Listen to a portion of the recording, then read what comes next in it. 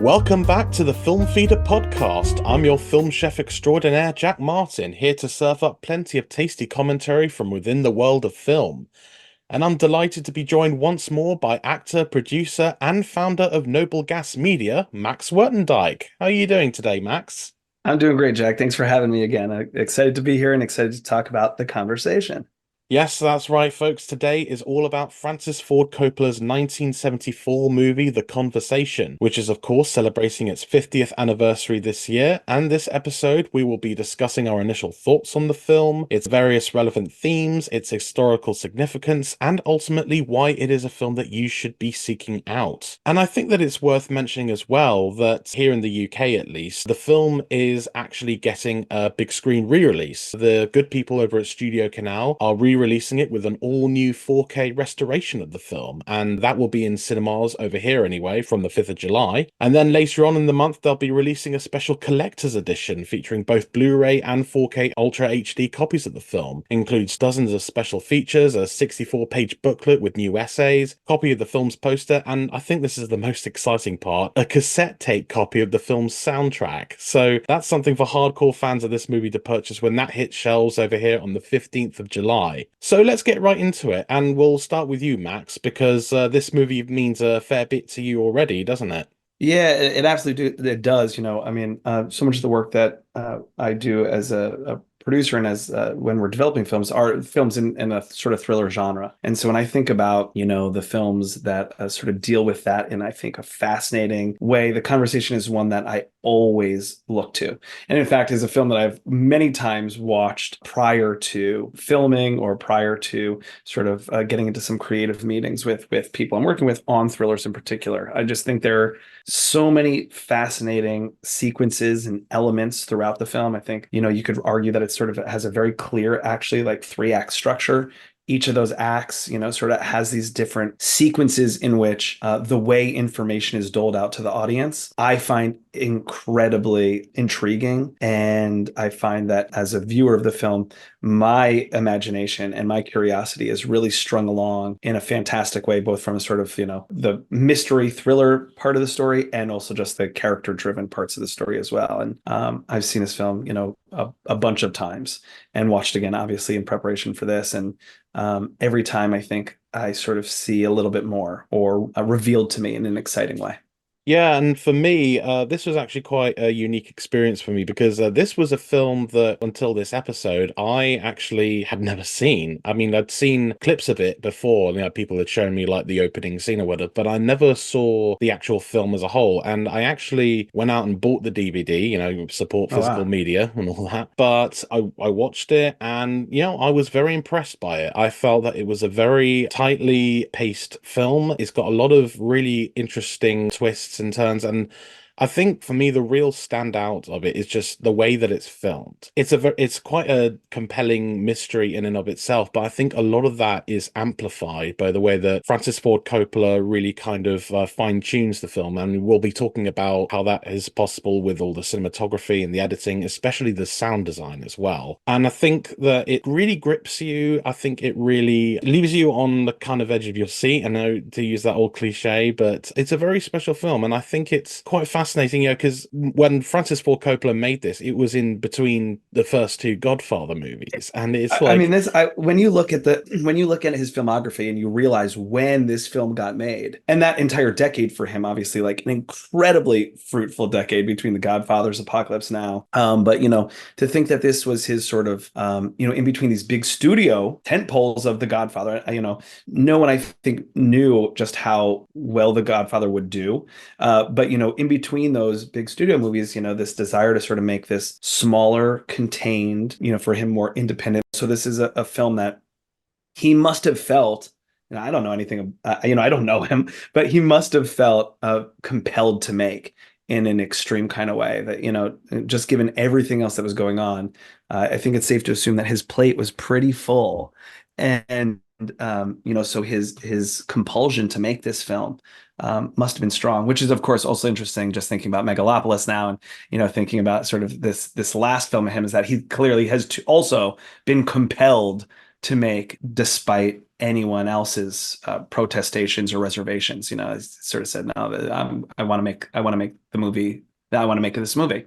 And this seems to, I think, fit into at least the arc of that. Yeah, Francis Ford Coppola really strikes me as a filmmaker who is very fierce about his vision. Like, you get a lot of filmmakers Jack, you who are, there? obviously very protective of how they perceive film, and but Francis Ford Coppola, reading all the stories over the years, just all these insane things. Like, I mean, all the stuff that happened on Apocalypse Now is just it's literally its own film. But especially with the conversation in terms of his own vision, it's a compelling vision. It's one that you don't really see a lot of nowadays. It's a very it feels very epic without feeling epic, like it's in a different way to something like The Godfather or Apocalypse Now or even Megalopolis, which I haven't seen yet, but I'm very Me neither. curious to see how I'm gonna go see it in IMAX. I don't care what the reviews say. I'm gonna do it because I want to know. I kind of want to know too. Yeah. But so with the conversation, I think again, a lot of people watching this might not necessarily have seen the film and might want to know a little bit of what it's about. So you're probably the better person to ask. So, I mean, do you think you can give like a bit of a summary as to what All the right. film Yeah, is? let's see if I can do that without giving too much away. Mm, mm. The premise of the film essentially is Gene Hackman is Harry Cole, and he's considered, top of his career audio surveillance man. As one of the other, one of another character in the film calls him, he's the best bugger in the West, meaning that, his ability to tap phones or to be able to sort of get information I have to say, um, in the is UK, that means something, but the best bugger in the system means something very different over here. and for the record, I think also is implied. I mean, we'll get there, but there's a relationship with, particularly in the second act, with this sort of rival audio surveillance man, and there's definitely a tension between the two. So either way, so he's this man who's really at the top of his game, and he's been hired to record a couple or a seeming young couple who's walking around San Francisco's Union Square. And this is the opening sequence of the film. It's an awesome sequence for a whole slew of reasons, which we may get into a little later. But you open up the film and you're just seeing this sort of wide open shot of this couple talking. You're picking up bits and pieces of conversation. And what you find out is that he's been hired to record this conversation and then deliver it to a mysterious director. It's not clear who that is or what their intentions are. And as he sort of begins to do his work of fine tuning the recordings to make the tapes comprehensible to his client, who's the director, he begins to hear things on the tape that make him feel that the people he's recorded lives may be in danger. And you do find out at some point in the film, and I don't think this is so much of a spoiler alert, that in the past, and one of the reasons that he left the East Coast was because previously some work that he had done had resulted in harm to the people that he had recorded. And Harry Cole's character is a sort of a fairly devout Catholic. And so, his, I think, guilt in regards to what his work, what it rots upon the world, feels pretty deep, and he refuses to turn over the tapes, which sort of gets him wrapped up in this mystery as he is trying to figure out what exactly is going to happen, what his responsibility is from an ethical standpoint, or not, and what to do about it. I would say, without getting into more specific details that sort of reveal some of the twists and turns, I would say that is a kind of general overview of the plot. Yeah, I think that's a pretty comprehensive way of putting it. It's a very, I mean, again, without giving anything away, there are places that it goes which are in and of themselves quite disturbing, and it's very, very shocking. One of the things I was picking up on watching this, it feels like a version of Rear Window if it took place in more than one room, because there are similarities. I mean, the guy is looking into people's lives and eventually comes across something that isn't very nice, and is him just trying to put the pieces together. And there's a very It interesting. certainly has a Hitchcockian feel to it in some degree. I think that feels like an apt comparison. Yeah, no, I agree, and I mean, because there's obviously so much. There's a lot about this that feels very Hitchcockian. Like that's just the way that it's filmed. I mean, like the opening scene in and of itself is quite tense, even though nothing tense is necessarily happening. It's literally just these people trying to record the conversation of the title, but it's just they're trying to do it in a very discreet way, and sometimes things get in the way. Like just a mime will just show up and just kind of mess with them, and then Well, one of the things just that's so cool about that opening sequence is that as a viewer, it really takes you a while to orient, to even figure out what it is that you're supposed to be viewing. And it sort of does this amazing thing where you're seeing this big high shot of all of Union Square, and you're seeing tons of people moving around it, and you're actually not clear as to what you're supposed to be paying attention to and or watching. And as the camera sort of slowly zooms in, and as the what you're hearing, sort of this distorted conversation, you're hearing parts of, you're not hearing other parts of, it's a kind of clarity. It kind of zooms into this way until the end of that sequence. Some of the shots are incredibly intimate and like incredibly close, and you feel like very almost voyeuristic, but it's this strange voyeurism that starts from so far away, and you slowly find your way to the source of what's happening. And for me, it's just always been like when I talk about the reveal of information, that's like the perfect example of it. I spend the first couple moments of that film, minutes even, saying, okay, who am I supposed to be watching? Oh, it's a movie about a mime, because as you mentioned, Jack, there's this mime that's sort of like doing this great act, and it's this amazing, funny act. And you're sort of sitting there thinking like, well, mimes don't talk, but so what the hell am I listening to? And as you get down, it sort of has this feeling of being an outsider who then gets extremely close to the people that you're watching. And obviously, Harry Call, I think, this is both a visual metaphor for who he is. This is a man who is kind of incapable of having any real conversation with anyone in his life. And yet his life becomes obsessively surrounding this conversation that he records between two people who do end up turning out to be lovers. And so, he's spending all his time sort of being obsessed with this conversation between lovers, but is absolutely incapable of doing the same in his own life. And I think this is just such a fascinating way that Coppola and his team like create a visual metaphor for a character arc, and sort of just interweave all these different elements at play. Yeah, exactly. Because Harry Cole, as we see in the film, is incredibly private about his life. Like there's a scene early on where he just like comes back to his apartment and he finds someone had gotten in and just left a little gift there or something for his Just for his birthday. birthday, yeah. And one of his first instincts is to call the super and just kind of tell him, oh, actually, I don't want any more unexpected visitors or anything like that. I want the locks changed or what the keys changed or whatever. He's just so fiercely guarding of his own private life. And yeah, the irony is, of course, that he is kind of doing the exact opposite to other people. It feels like a slight hypocrisy on his part, but I think that's one of the things that makes the character so fascinating to watch. So, seeing this incredibly private man, like he's borderline recluse. He lives alone in an apartment and just it doesn't really have much of a social life.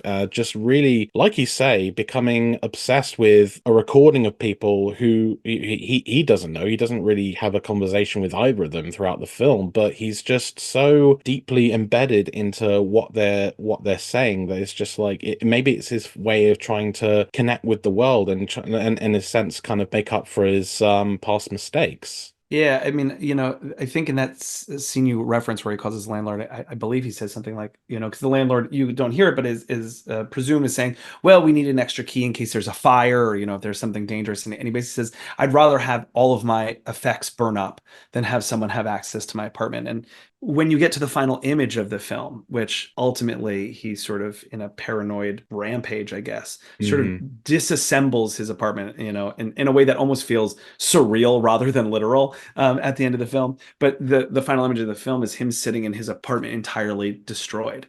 The walls have been taken down, the floors have been ripped up, all the lights have, the sockets have been inspected to make sure that there isn't, any kind of recording devices there. And he holds that promise at the end of the film. And literally, like, he would rather destroy everything around him, really, than be visible to those around him in some ways. And I think one of the interesting things about that final shot, I mean, no, we're jumping all over the place here, but like one of the interesting things I always found the way that it just kind of moves around, it just goes from one area of the apartment to the next. And in the while he's in the foreground, just kind of like playing his saxophone because, yeah, that's the only thing that he kind of enjoys in his life, just playing that sax. And what I liked about that is just like the way that the camera moves, it's almost kind of like you're watching CCTV footage like there's a camera just kind of like going from one end to the other, kind of like how you usually see cameras do. And I think that kind of ties into and summarizes the overarching theme of surveillance quite perfectly, honestly, because there's so much about this film that's just it feels prophetic in a way about the nature of being surveilled and not having any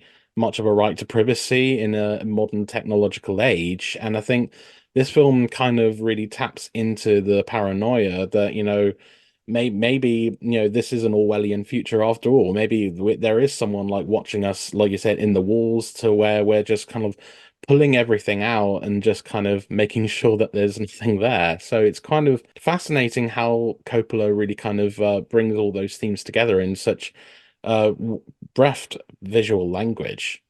The irony to me, of course, is in the comparisons to modern day is that, the characters of the conversation don't desire to be recorded, don't Mm. desire to be spied on. And I think the irony today, of course, is that we do most of our own surveillance ourselves. We record ourselves in the privacy of our homes and we post it online. We record our like everyday thoughts and post them online to, like mass public. And so I do think there is sort of a distinct an interesting difference just culturally when we think about the way surveillance takes place, that in the conversation it's really everyone is unknowing. Harry himself at one point gets recorded in the second act by this other, rival audio surveillance man, a man named Bernie, played by Alan Garfield, who's like so wonderfully sleazy and like, I mean, such what a wonderful character part, what a great little appearance in this film. And obviously when he's recorded, he feels so violated. And I think that all the characters sort of feel that violation in the film. And the irony is, of course, is that we do most of the recording ourselves these days, and make it public. I mean, this right now, obviously we're talking about a film. It's not our private lives, but still. Yeah, it's still like windows into, our own personal lives. I mean, obviously, where you are right now, that people are technically seeing this on the recording, at least in the video version. I don't know for those listening right now, but on video, yeah, it's definitely a window into our lives. And I think it's all about, just that sense of voyeurism as well. Like, about what is that people get so caught up in wanting to know more about other people's lives. I mean, that explains most of reality TV nowadays. But I think there's a kind of perverseness in just becoming obsessed like Harry is in this film with wanting to know what's in these people's minds, what they're thinking about, and it kind of develops this unhealthy parasocial relationship with people who at first seem like they're just kind of like going about, their day. They're wandering through the park, they're commenting on the homeless guy on the bench, and just it's a very fairly normal conversation until he discovers some of the content in said conversation. But I feel that Harry, in and of himself, if he existed today, he'd be living in his mum's basement without having lived anywhere else. He just seems like a very antisocial kind of guy. And it's through these people, these two people, that he kind of develops a kind of fascination with a strange, not romantic in any sense, but just kind of like, why am I so invested in this? Why am I so caught up in these people's lives, even though, again, I don't know them personally? And yeah, that sort of thing. I don't know. I feel like I'm jumping around all over the place. I'm just No, like, well, I mean, thinking about like the romantic relationships in the film. I mean, there are two sort of very distinct moments where we see Harry Cole interact with these two very different women. mm, One being Terry Garr, who plays Amy, who seems to sort of been his like sometime girlfriend, hmm who he goes to visit, and she asks him some questions and he doesn't want to respond, and he flees. And it's this amazing thing that the film does where it really drops him into these momentary relationships with other people. As much as the film is a mystery, thriller mystery, it is about the sort of exploration of, I think, this one man's psyche. And so we get to see these little elements. So when he shows up, at this little apartment, and Amy's sort of already in bed, and she describes how she always thinks that the way he enters the apartment, he's trying to catch her doing something that he doesn't know. In fact, she reveals this great moment where she has seen him observing her and that he doesn't know. So it's like, in a way, she has caught him watching her. And I think it begins this interesting conversation where she tries to find out some things about him. And it's not that he doesn't want to reveal himself, I don't think. I think that he feels incapable. And I think that bears fruit, in this second act. Just to be clear, so the first act, as the way I'm describing it, is sort of the capturing of this conversation of the title in Union Square, and sort of the immediate aftermath of that, him and his partner, working to try and actually figure out what's been being said. The second act takes place at a sort of convention. It's a wiretappers convention. It's every wiretapper and audio surveillance person from around the country has come to this one convention, and the second act sort of takes place through that convention and a strange, very strange sort of aria of a scene, a little party that takes place in Harry Call's working space. In that scene, there's a woman played by, I think it's Elizabeth McRae, who plays Meredith. And it's unclear if she's a hired sex worker or if she's just sort of there for a good time. But she and Harry seem to have this kind of intimate moment together. She seems interested in him, and he shares some of his feelings about Amy, the character. And he sort of talks about, like, why can't I share anything with her? I sort of seem incapable, even though I might be in love with her. I mean, he uses these words like love, and for me, sitting in 2024, the idea of loving a person that you don't know and who doesn't know anything about you sort of seems hard to conceive of. But he sort of makes this great emotional confession, which is what Bernie, his rival, does actually end up recording, and sort of quite embarrasses him in this party. I just think so. His relationship with these two scenes with these two different women in his life, one of whom is sort of waiting for him to show up, and one of whom is sort of pursuing him. He's able to reveal himself more intimately to the latter rather than the first. And I just think that says something about how scared he is to get close to people, actually. The film doesn't suggest why exactly that's the case. I think it maybe ties into, like you say, because he has gone through a very difficult past thing. One of the more recent ones that he's been not required to do is just like, people ended up getting hurt and even killed, and I think he expresses a lot of guilt about his actions in that. He has a lot of Catholic guilt as well, because there is a scene of him going to confession in church, and his faith even ties into that final scene later on. But it seems like, Harry is so consumed with, the fact that he did let these people down, that he's just kind of very determined to make sure that, not only does it not happen again, but also that people come out of it, not even being harmed. That he just wants people to be safe, but it seems to be at the expense of his own social life. He deliberately isolates himself to protect the world in some kind of ill-advised, noble sense. But I think it's very interesting how it's portrayed, because, I mean, on the one hand, you think, like, you see a guy like Harry, and he's very withdrawn, he just kind of keeps to himself, even when he's being pestered by, co-workers, he just kind of snaps at them, just like, oh, nothing, leave me alone. One of the things I really like about it's a very interesting character piece. Like, it's a very deep study of this person who, by all accounts, wouldn't be a necessarily exciting person to watch for like an hour and a half or 2 hours. But it's made interesting because the writing really kind of makes these characters feel human, and makes them very three-dimensional. And especially the acting as well. I think Gene Hackman is just a great actor anyway. He always has been. And this is after, he came onto the scene in films like The French Connection and all those. But this is a very different role. In fact, I did some research. Apparently, he found it very difficult to get into character for this, because apparently it was very unlike him in real life. So I think there's a very interesting case to be made there about losing yourself in a character who is so far removed from who you are in real life. One of the things that I think is cool about the part is, I mean, Harry Cole is an unattractive character. Mm. Like, there's very little that's like beautiful or cool or hot about him. And I think one of the things that Gene Hackman does so well sort of plays that character so fully, that there seems to be no vanity in the part. And as an audience member, like I always really love watching that in actors. And I'll say I think that is true for every character in the film. And so you have to credit the writing and the directing. To bring it up, Bernie, who's this rival audience surveillance guy, is so desperate and feels so insecure. He spends his entire scene talking about how great he is, and how he's been able to do this and do that and do this and do that, and he was able to bug these guys and do record this phone conversation, and yet it is so clearly a desperate attempt to get Harry's approval. That's why he records him in that scene, is to prove that he can, record the best recordist.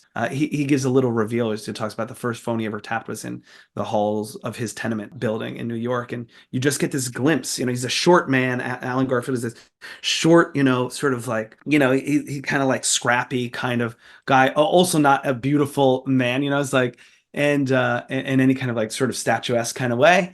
And you just get this sense that this is a guy who has spent his whole life being told that he's not good enough.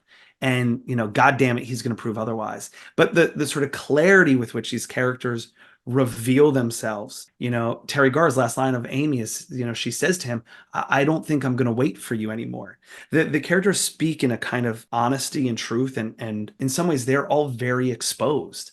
It's really sort of a remarkable thing. And as an audience member, and perhaps as someone with an acting background, like, I find it quite moving actually. And I think like just the sort of the unguardedness of the characters and of the acting that goes underneath it feels like such a strong element to the film to me. Yeah, and I think so much of that does come from these performances. I mean, the scene you were mentioning, that the party scene, it's like it could be its own stage play, like it genuinely could. Like I'm genuinely curious if Coppola actually did write it for the stage before adapting it into a script, because it's such a deftly played sequence, because it plays around with the location and certain camera shots, and it's quite a remarkably played piece of filmmaking because it conveys so much, but it's not like showy about it, and it's very ingenious how it does it. And I think a lot of it really does come down to the performances. Like, I mean, because obviously you got Gene Hackman in there, you got John Cazale, I hope I'm pronouncing that name right, and all these other people, and even people I didn't even expect to show up here. Harrison Ford is in this movie, and Robert Duvall is uncredited in the movie. He's the guy The who unnamed director, the unnamed yeah. director, yeah, and he just shows up for a couple of scenes and that's it. All of these people, like, even no matter how short they're on screen they are, like you do want to know more about them. You don't want to know what is kind of like what they're going through. You kind of, in a sense, like Harry, wanting to dive into these people's lives a lot more than they're giving you. And it's really well played, I think. I would agree wholeheartedly. I don't know if it's worth thinking about that party scene. Always reminds me a little bit of like the first 20 minutes of Faces, the Cassavetes film. There's a Mm. sort of like drunken cinema veritas feel of it, where you really sort of feel almost like you're at the party and you're not really sure what's going to happen, and you're not really sure where to look next, or who's going to talk. It feels very free form in that way. And for a film that is otherwise so controlled, and for a character, Harry Call, that is generally so controlled, it's sort of this really, I think, fascinating to see him in a relationship with all these other people. And like when it goes well for him and when it doesn't go well for him is both sort of like hilarious and heartbreaking and alarming, and strange.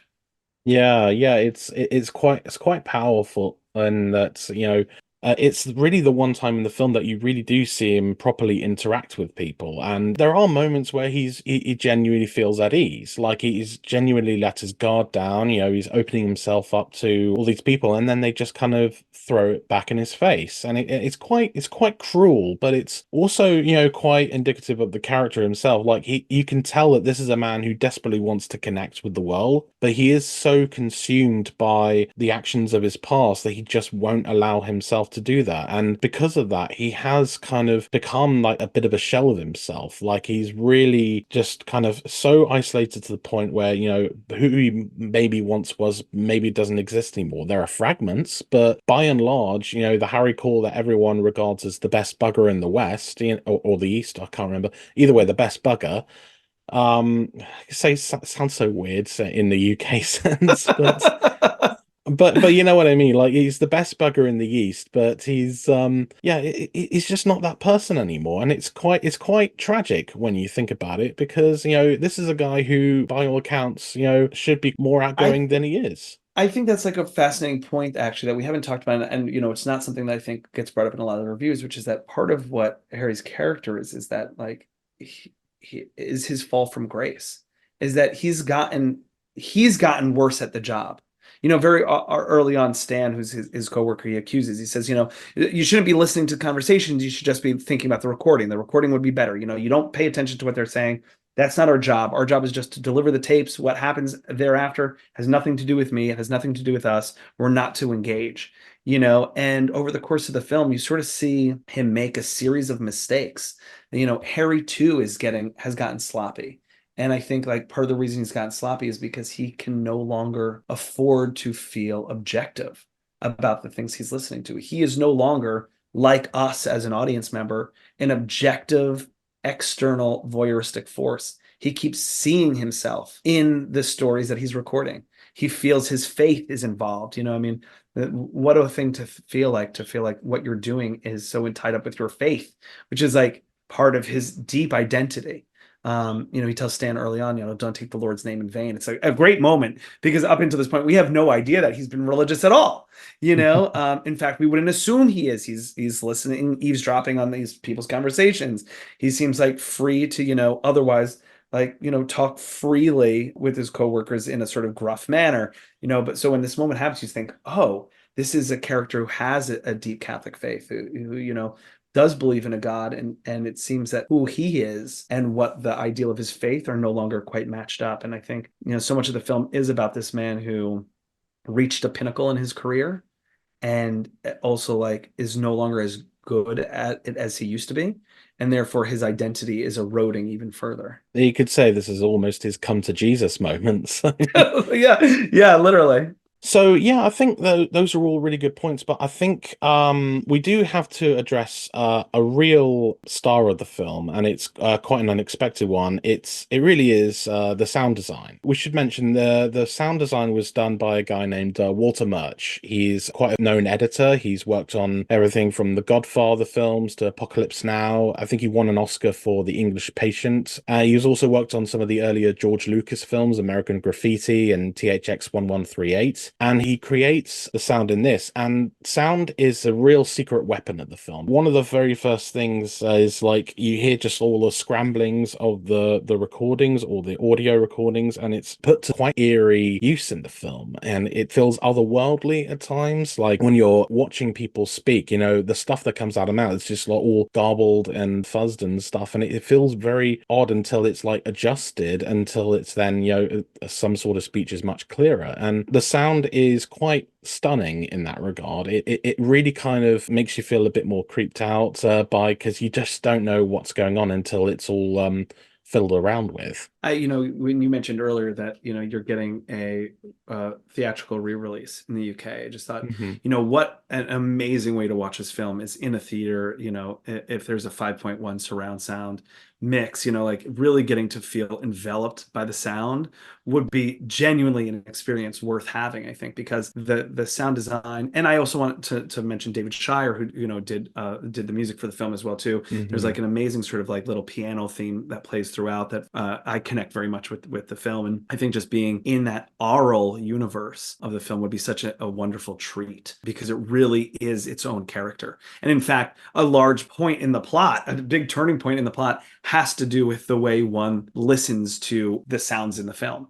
And just how rarely do you get to see something in a visual medium like film where sound truly plays such an important part, both I think conceptually and actually plot wise. Yeah, I think perhaps the most recent example I can think of where sound has played such a vital role in the overall execution of the film and all that, getting it all its points across so effectively is The Zone of Interest, which is a film that relies heavily on sound that is just always in the background, like even in scenes that are very mundane, you're always hearing this mechanical hum and it's so chilling because when you know the context of that film and when you know what's going on, the normal stuff you never see, like it is genuinely frightening. And so much of that does come from the sound. And that film recently won the Oscar, and it very well deserved, I think, because again, like you said, it's rare to think of a sound designer that has played such a vital role in the overall tone and execution of a film. I mean, sound is such an important factor in film in and of itself. You know, yeah, that so many of our favorite films have relied on sound, all the stuff that goes on in the DeLorean and Back to the Future, or all the effects in Star Wars, or even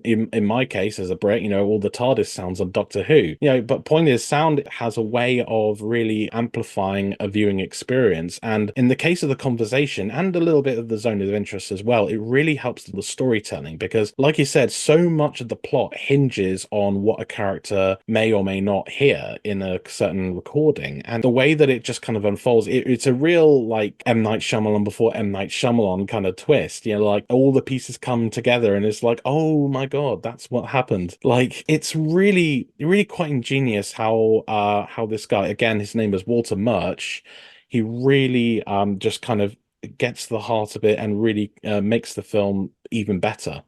Yeah, I mean, uh, hands down, it's like a film. The visual language of the film is incredibly strong, but Mhm. it's really filled in by the aural soundscape of the film as well, which is appropriate.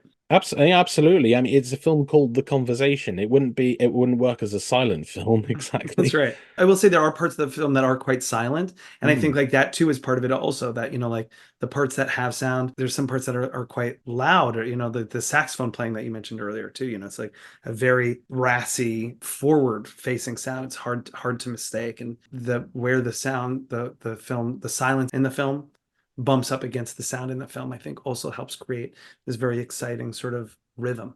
And I think we also have to mention as well the cinematography in the film. So it's an interesting case. So officially credited is Bill Butler for the cinematography. So he did Jaws and One Flew Over the Cuckoo's Nests and even Rockies 2 to 4. But originally the cinematographer was Haskell Wexler, who was originally brought on, but I think he had a bunch of creative disagreements with Francis Ford Coppola and he was subsequently fired. But that was shortly after production began. And Haskell Wexler had originally shot much of that opening sequence, especially that crane shot that opens the film, and that is all Haskell Wexler. So technically, some of his work is in the film, but every other bit of it was reshot, other than that massively ambitious crane shot. That's all Bill Butler. The 99% of the film is Bill Butler, but that opening shot is pretty much Haskell Wexler. The cinematography, like you said, it's quite astounding. Like there's a shot that really stands out to me. It takes place during the party scene, and because it takes place in like this little abandoned warehouse area, and it's just a wide shot, and it's just empty aside from just Harry just standing there, and it's just so small in his surroundings, and it's quite a powerful shot because, again, talking about visual storytelling, it just shows how small he feels in this world, how small he really has made his own world, if that makes any sense at all. Yeah, absolutely. There's another one that always comes to mind is, in that first sequence you talked about earlier when he first shows up back at his apartment and discovers this birthday gift and is Mm. calling his landlord to sort of complain about that. Hmm. This amazing thing happens. The camera is locked off and Harry's sitting on what looks like kind of like a telephone table and he's having the call. And then he gets up and moves and the camera Hmm. stays on the empty space.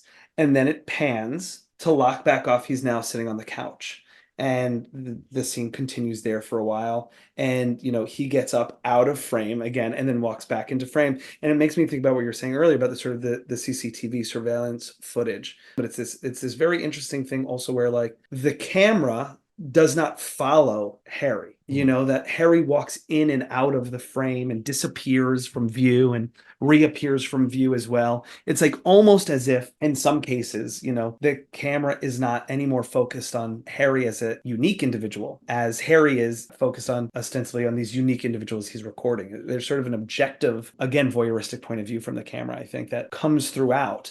Then with some of these few exceptions, I'm curious what you think about, there's this very weird sort of surrealistic dream sequence Yeah. Which is Yeah. like it's like a weird dream ballet in the middle of this thriller that I had kind of forgotten about actually until I rewatched. And I just thought, what a strange, it's like moody and there's smoke and he's like calling to one of the characters It's like, did Dario Argento take over for a day? It's just like what is happening? It's just, I have to say, like, I never thought I'd see a weird, like, surreal dream sequence in a film that is this grounded in reality. Like, it's a bit off-putting at first. Like, I mean, I know the dream sequence can be used to, like, express a person's thoughts or whatever, but it's just something you don't expect to see in this kind of film. Like, it's it's strange. I mean, it feels very 70s to me, oh but yeah. it is very strange, but it's just, I guess the as it relates to the cinematography is just, thinking about sort of all the different ways the camera is used very purposely and the camera moves are very purposeful and the framing is obviously very purposeful, which of course you expect from a master director, Mm. and master cinematographers. But it's just all these different methods of sort of communicating where Harry's psyche is, I think. Yeah, it's a strange sequence. I mean, obviously it's strange because it's obviously a fragment of someone's imagination, but obviously it conveys just the kind of like the guilt he has, and obviously wanting to make sure that the person he's been surveilling is going to be okay, and it's all that stuff. But it's a very, again, it kind of it feels like the kind of invasion into his own head that he is actively trying to discourage when he's conscious. Like, in a way, it's the film kind of like showing in its own kind of like artsy way just exactly literally what's going on inside his mind. Like, Yeah. it's probably the deepest we ever get to his actual psyche without him ever revealing too much about himself.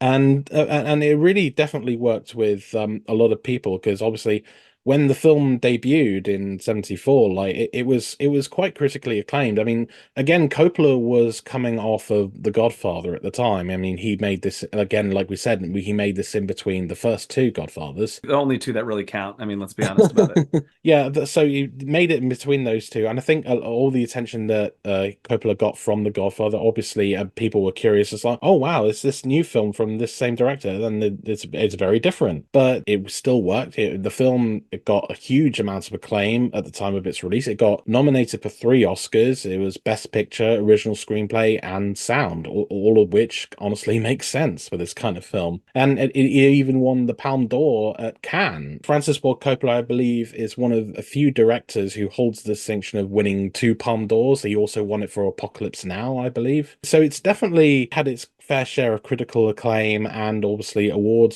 season buzz, but at the time it was considered a box office disappointment, even though it wasn't technically a bomb. It did make a $4 million worldwide on a budget of like 1.5 million, so it technically made a profit, which is weird to me that it's considered like a financial flop, because technically it's not.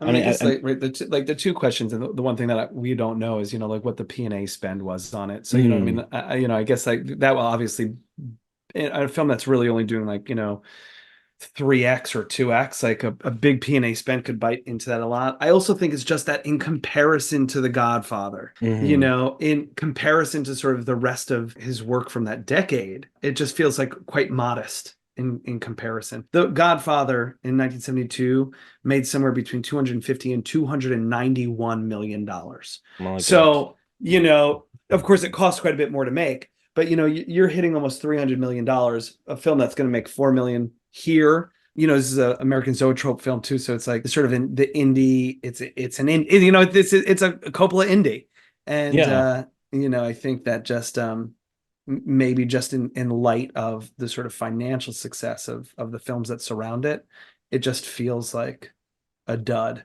Um, Although obviously, like I think it's has a strong cultural importance, and Yeah, and I and it think, did fine. yeah, it did, yeah, it did perfectly fine. It wasn't a massive blockbuster, but it did okay. I mean, we're still talking about it 50 years later. So, Absolutely, I had yeah. to pay $3 to rent it from Apple TV, so it's still making money. Yeah, not bad. I spent like about £7 on the DVD, so it's not too bad either. So There you go. yeah. And but I think I think we also have to take into consideration, the fact that it got so much attention at the time, even though it didn't amount to box office. I mean, because entirely by accident, it was released months just before the Watergate scandal kind of reached its culmination. And, all the stories are going on about like wiretapping and surveillance and stuff that are kind of obviously plays into the themes of the conversation a bit too closely for some people at the time. So just thinking like a lot of people thought, oh, maybe this is like Coppola's answer to Watergate, and it's just like not necessarily. It just happened to be that at the time. In fact, a lot of the instruments they use in the film apparently they were developed by experts in the field that didn't necessarily exist, but then they found out they actually used very similar items during that whole recording scandal that Nixon got himself involved in.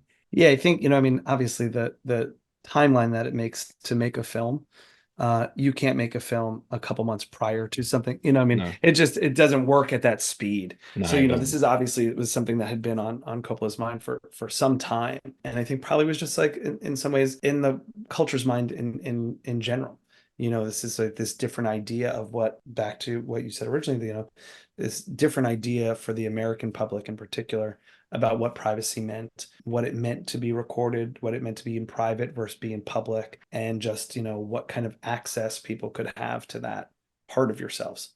Yeah, I think one of the most shocking things for the people at the time with the whole Watergate thing was just, the fact that, people in incredibly powerful positions could authorize the just kind of invading people's lives in that sense. And I think it was just such a big scandal at the time. I mean, it's fascinating to read about, but it's just you have to feel like Nixon's kind of like a real life Harry Cole in a sense, because he's probably fiercely private in real life, but at the same time he's authorizing people to just kind of like do all these things in order to gain the upper hand politically. I don't know. I mean, I'm sure Harry Cole's a lot more charismatic than Nixon was, but like it's just I don't know. Yeah, I mean, the real life parallels are just some kind of people like Nixon enough to vote for him. So I mean, he yeah. was appealing to somebody. At the time, One of sure, yeah, maybe. one of the funny lines that takes, one of the sort of running themes that takes place at this convention is whether the surveillance people are public or private, and meaning whether they work for law enforcement or the government, or whether they are sort of, private hires. And, it's this interesting split that is not delved into deeply in the film, but certainly helps create some like context around it, that there seems, at this convention of all these wiretappers in the world, there are two kinds essentially. The Mm. ones who can be hired by private corporations, like Harry Call and like Bernie. The Bernie's big claim to fame is that I'm going to screw up the names, but he called Corvette and said Corvette, whoever, that, Ford was going to get rid of the fins on their car. And it's like, Hmm. this is the big, corporate espionage, that he's participated in. So that there's those private investigators like that. And then there are, in fact, the operators of government and of the police force that sort of employ these tactics. And of course, we don't see those people's stories, but they are also in the world. And I think it just creates an interesting um, political context around the film. Yeah, and I think you also have to consider, the role that that government surveillance plays in our modern society. I mean, all the stuff that Edward Snowden got infamous for, exposing all of that. It's not a very well kept secret, that there is some kind of surveillance going on. Times are like, oh, maybe this person might be committing a felony. We should keep an eye on him and stuff. But I think it's more like just the people's kind of like right to privacy that most people feel is being violated. And I mentioned earlier that this film is quite prophetic in the sense that, it is suggesting, that there are ways that powerful forces can tap into the private lives of people. And it is very 1984 George Orwell kind of stuff going on, but it's happening in such a contemporary society that nowadays it's just even more shocking because, like you said, we are so ingrained in technology with our phones and obviously on Zoom right now. And there's always a little fear in the back of your head, just thinking like, oh wait, is someone at their desk in the NSA just like watching me right now as I like talk with you about this film? It's just like I mean, that. I hope they're committed to watching more interesting and more pressing. I mean, listen, it's a very interesting and important conversation, but I hope the NSA Yeah, has bigger things to think about. yeah. I think also like one of the things that's interesting about the way the film works is that access to information doesn't mean accurate interpretation of said information either. And I think like that's also part of it, is that just because we can hear something we're not supposed to hear or see something we're not supposed to see doesn't actually mean that we know what it means or that we can contextualize it in the right way. And so I think there's that half of it. And then for us in this modern day, I mean, we're just all suckers for convenience. I mean, it's Hmm. just too convenient. Like none of us really want to go through the hassle of not being able to like look something up instantaneously. I wanted to know how much The Godfather made. So I just did it. The cost is that my phone now knows that I wanted to know what The Godfather made. And that's not doesn't seem like valuable information. It's not to you and I particularly, but at an aggregate scale, data, big data is in fact a business model. And but all of us, at the end of the day, we don't like our privacy being invaded, but we hate actually having to take time to get the things we want more instead. What's more important, that I get toilet paper tomorrow from Amazon, or that Amazon doesn't know my buying habits? And 90% of us, for better or for worse, would rather get our toilet paper tomorrow. This is very true, especially during the pandemic. And in a sense, we're all kind of Harry Cole in that sense. Like we're fiercely guarding our own privacy, while also ironically and hypocritically getting so involved in the lives of others. And I mean, we have reality shows where it's just like all about, people literally watching people on hidden cameras, just going about their daily lives. It's literally called Big Brother. And it's just like, how much more Orwellian can you get? I don't know. There's so many interesting things that you can absolutely pin to today's technologically advanced society. But I think it's definitely for it to come out with all this in 74, it was almost like, was Coppola onto something? Like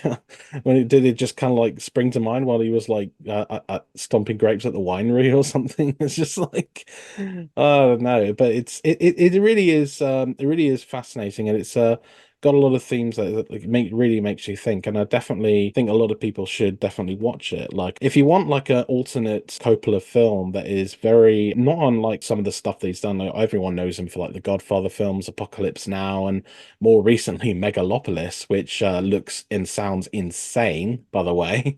We'd be very interested to see how that works in an actual cinema, given what we know about some of the stuff that goes on in that film. You heard about this, right? Like apparently, like there was at the screening in Cannes, there was like a moment where like an audience member just comes out and just kind of like starts interacting with Adam Yeah, Driver. audience participation, uh, very theatrical, very theatrical. Yeah, Yeah. I have no idea how that's going to work when it's in like the actual proper There are cinema. hundreds of actors who are sitting there thinking like, "Hey, that could be me. Yeah. I can be in a Coppola movie." Yes, I can ask Adam Driver a question, kind of. No, I think it's I mean the legacy of this film is definitely felt. I mean, because the film itself was inspired by a film called Blow Up, which was made by Michelangelo Antonioni back in 66, and that in and of itself also inspired Brian De Palma's film Blowout. And both of them have very similar themes of, quite disturbing stuff being caught on camera, on tape, or all that sort of stuff. There was also a film 98 called Enemy of the State that Gene Hackman also starred in, which a lot of people have theorized that his character in Enemy of the State is actually an older Harry Cole, which is quite interesting because apparently there's a moment in that film where, you see like a younger photo of him and it's just him in the conversation. So that just adds to a lot of people's theories that, oh, maybe this is like a semi-sequel. Cinematic universe, The cinematic universe, yeah, and it's the HCU. I see you. The Harry Cole universe. I like that.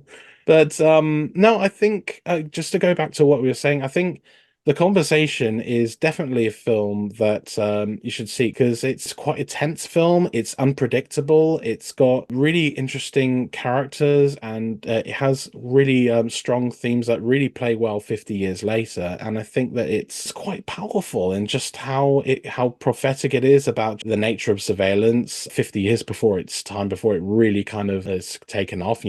All the stuff with AI nowadays, it feels like a even further extension of that kind of surveillance. I think that there's so much that this film can really teach a lot of people in just saying like that, just the dangers of not just kind of like becoming obsessed with other people's lives. And in fact, I looked to the German film The Lives of Others from 2006. It's kind of like a recontextualized remake in and of itself, because very different context. Because did you ever see The Lives of Others? I have, yes, yes. Yeah, well, so then, obviously it's a very similar kind of thing. A guy is like hired to spy on people's lives and again develops this kind of like parasocial relationship, but it's the way that it plays with like historical significance. I mean, that film takes place in East Germany, and I think it handles a lot of similar themes that The Conversation does. Obviously, it does them very different, but again, it just kind of confirms the legacy that this film has and just kind of telling stories about people whose job is to just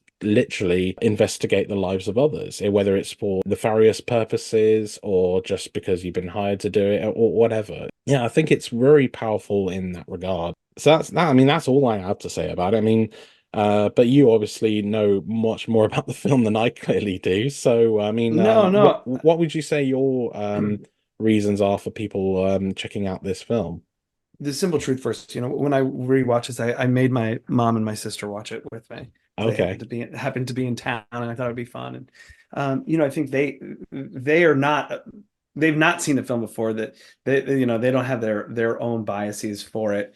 And I think they both found it interesting. I think, in full disclosure, I think both of them thought it was sort of like a slow burn. And Hmm. so, if that's going to drive you up the wall, like, I think that it is a slow burn because it is a character study in many ways more than a sort of action thriller. But I think, this idea of what it means to be the people watching a person who is watching, sort of these two removes, us as the audience. We are also always, anytime we watch a film grounded in any of the sort of realist methods of performance or presentation, we too are sort of there to get lost in other people's lives. And I think there's just like an interesting thing that happens there, and getting to watch these artists who made this movie just who are just at the top of their game. I mean, it's just inarguably they're at the top of their game, and to let yourself sort of fall into that, to let yourself fall into the observation is kind of just a fun experience. And for anyone who's interested in making work, I think there's just like a million takeaways. And again, back to this idea of just the way information is revealed, and way it's not, ways it's where it's not, and how that inspires curiosity and that desire to know more. And I think, like, obviously that's something you need in all entertainment and media. It's why we keep watching. But I think, like, actually working that curious muscle is a great thing just for everything. I think, like, being curious and allowing yourself to be curious is sort of like what allows you to discover things in life that you might never have discovered otherwise, in a positive way. And so I just think the film is awesome. I just think it's awesome. I think it looks good. I think it sounds good. I think the acting is fantastic. I think it's like kind of thrilling and exhilarating and a little nerve-wracking, particularly given the context and given what we know now about how we can be watched and watch others. So those are all the reasons to do it. And of course, it's just, I think it has a historical value. Not that that historical value is a reason enough to watch, but I think combined with everything else I just said, it's like well worth the 2 hours. Like, go and do it. They deserve another 3.99. Yeah, absolutely. Yeah, I think that's a very good way of putting it. So, yeah, no, I think that's it. 50 years on, the conversation, it more than holds up. So I think that's a decent enough place to end this sprawling conversation on the conversation, I guess. So yeah, no, Max, it's as ever, it's so great having you on this show. It's not great to have someone who's, obviously so knowledgeable about, all sides of the industry and just talking about films that we just kind of like love. And obviously, last time you were on, we talked about American Beauty, which is my favorite film, and I think now we're talking on Conversation, which I believe is one of your favorites, if not the actual favorite. So, Probably not my favorite. okay. That would be hard for me to define right this moment, but I Hmm. just think it's a wonderful film. It's a film I've seen many times and I will watch again. It's a thing that I can keep going back to. Yeah, no, honestly, I would like to rewatch this film, and I honestly don't say that a lot about Francis Ford Coppola because, like, I enjoyed the Godfather movies, I enjoyed Apocalypse Now, but I've never like at a point where I like, oh, I want to like revisit that anytime soon. It's funny. I like watch The Godfather now. Like I watched The Godfather very late in life. I missed it. So I Hmm. didn't watch it until maybe I was like, I don't know, in my late 20s. Like, cause I was like kind of late to the party. And now I'm like, oh yeah, I'd watch The Godfather right now. But again, it's just the acting is so good, the score, the Nino Rota score, again, thinking about the way sound is used. Whatever you think about Coppola, it is impossible to say that he is not a director with a vision. Yeah, and yeah, I think like when you look at everything that's being said right now about Megalopolis, like it's clear that even at his age, he still has the capability to put out just some absolutely bonkers stuff. Like it's just like everything I'm reading about this film, I mean, reviews are mixed, sure, but everything I'm hearing about it just makes me want to see it even more. Like it's just like I just gotta know, like I've just gotta know what kind of insane masterpiece he's cooked up. 120 million film, he self-financed it, and it's just like Yeah, it's completely fucking bonkers. I mean, like it's just completely nuts. But I've heard it described as like a big budget version of The Room, and I have to say, having heard that, I cannot wait to see this film. I mean, this is what I think. I just think that he believes in artistry, and like whether you think like whether it's good or not, we won't know until we see it. I just think that he's one of a rare director who's willing to take a big swing and miss. Like, he is not driven by his fear Mm, or by his cowardice for making films. And I can just say, like working as an independent film producer, there are so many people who are hemmed in by concerns about, is this going to make enough money, is this going to, and of course you have to engage with those questions. It is media and entertainment, it's art and commerce, it's vision and resources, it's where do these things meet. So you can't be pie in the sky, like just fantasize, doesn't matter. But I think like creatively it's best if you can operate from a place where you're willing to take the risks, willing to take creative chances, and then you have to try and figure out how to fit those creative chances into a format that makes sense to the people who are financing the films. For Coppola, lucky him, I don't have wineries to sell off to make my movies. So, he only had to convince himself, which he did. He didn't have to convince anyone else. And that's a great luxury that he's got. But you know what? The more power to him, I think. The fact that he doesn't have to convince anyone else, and I almost think he has a responsibility and a right as an artist and as a filmmaker to try and make whatever his crazy movie he wants. And, we'll get to sit and judge it. And, I think we'll all be better off for having that opportunity. I completely agree. So yeah, that's Megalopolis is definitely one to watch. So Max, that brings about an end to this conversation about the Thanks. conversation. I know we mentioned this last time you're on the show, but where can people find you on social media? Oh, of course. You can you can always check out Noble Gas Media, is my production company. You can find Noble Gas Media at noblegasmedia.com, and you can find out more about what we do and the projects we're working on and the projects that we have worked on previously. And then me personally, you can find me on Instagram at Woertendyke. That's my last name, Woertendyke. Or you can just, shoot me an email at max@noblegasmedia.com.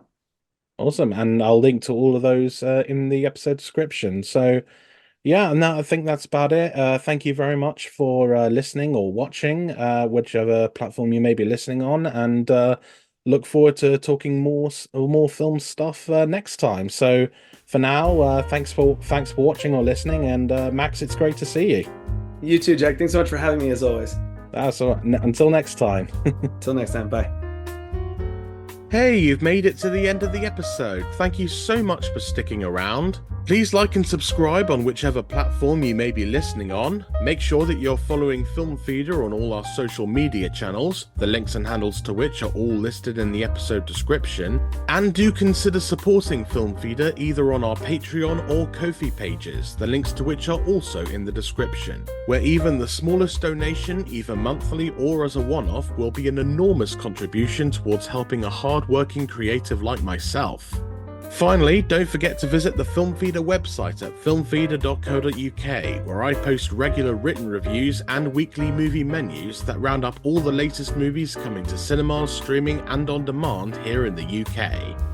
Until next time, I'm Jack Martin, your film chef extraordinaire, whetting your appetite for film each and every month. Bye for now.